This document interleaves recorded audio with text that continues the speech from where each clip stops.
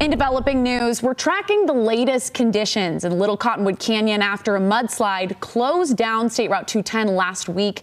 ABC4's Annika Johns joins us live in studio after meeting with experts about what plans they have to keep everyone traveling through the canyon safe. Annika.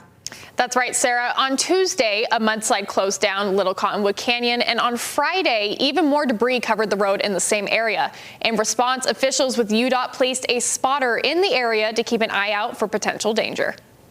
Last week, Little Cottonwood Canyon looked like this, but now it looks like this. Last week's mudslide left the road closed as the Utah Department of Transportation cleaned up the 4-foot deep, 100-foot wide mudslide. I think sometimes when people think mud, they think soft, wet, and this is very compact. This brings down with it huge boulders, rock, trees and stumps, branches, all sorts of debris. So it's a big cleanup effort when it does happen. UDOT reopened Little Cottonwood Canyon, but placed a spotter to keep an eye on the area instead of closing State Route 210 indefinitely. We want to let people get to where they're going, but we need to make sure it's safe. So we have a spotter that's in the canyon, and he is actually watching that mudslide area, and if he sees any activity or hears anything, it's a very distinctive sound, then we've got about 30 to 40 seconds before it hits the road, and we stop traffic, let the mud move past harmlessly.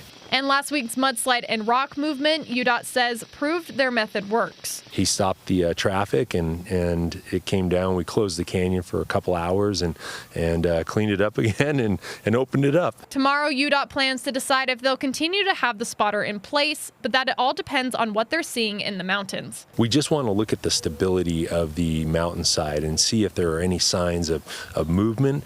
And, once we're comfortable that the activity has stopped, and maybe the weather cools down, we can make that determination to pull the spotter.